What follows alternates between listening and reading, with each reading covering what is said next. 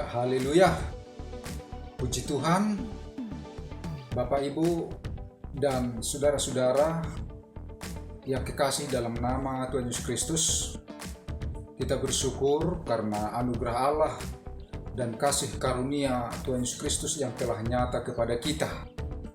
Sebab ada tertulis, jadi siapa yang ada di dalam Kristus, ia adalah ciptaan baru. Sesungguhnya yang baru sudah datang dan yang lama sudah berlalu. Maka dengan itu, dalam kesempatan ini saya akan menyampaikan firman Tuhan sebagai inspirasi dan motivasi dari program pelayanan Infinity Ministry untuk menjangkau jiwa-jiwa supaya mendapatkan kasih karunia Allah. Dan marilah kita akan mendengar firman Tuhan yang saya baca dari kitab 1 Samuel pasal 14. Demikian firman Tuhan. Berkatalah Jonathan kepada bujang pembawa senjatanya itu, "Mari kita menyeberang ke dekat pasukan pengawal orang-orang yang tak bersunat ini. Mungkin Tuhan akan bertindak untuk kita, sebab bagi Tuhan tidak sukar untuk menolong, baik dengan banyak orang maupun dengan sedikit orang." Lalu jawab pembawa senjatanya itu kepadanya, "Lakukanlah niat hatimu itu, sungguh aku sepakat." Ya Bapak Ibu, kita mendengar kisah tentang Jonathan, bahwa Jonathan menerobos perkemahan musuh-musuhnya, yaitu orang-orang Filistin. Dia menerobos disertai dengan iman.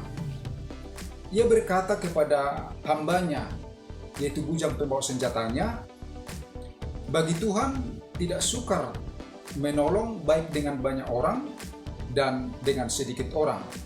Inilah iman Jonathan yang mau menerobos perkemahan musuh-musuhnya.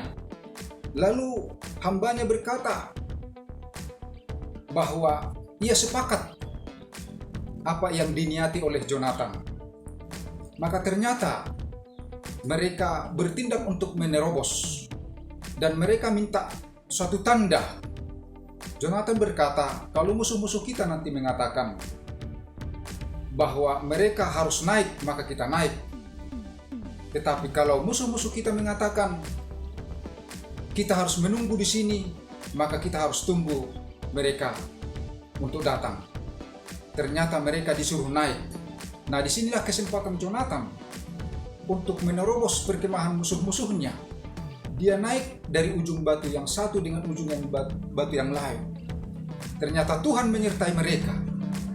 Dan Jonathan mengalahkan musuh-musuhnya, mengacaukan musuh-musuhnya. Nah, kemenangan ini adalah kemenangan yang daripada Tuhan. Ini harus terjadi kepada orang-orang percaya, kepada orang-orang yang beriman, yang mau bertindak untuk menerobos. Kemenangan yang daripada Tuhan harus terjadi. Sorak-sorai yang daripada Tuhan harus terjadi. Inilah harapan kita, bahwa Tuhan akan selalu bertindak untuk memberikan kemenangan. Saudara yang kasih dalam nama Tuhan, kita sudah mendengar tentang apa yang terjadi antara murid-murid Tuhan yang pernah disuruh untuk memberitakan Injil, yaitu kepada murid 70 orang. Saya akan baca dulu begini firman Tuhan yang tertulis di dalam Lukas 10 ayat 17.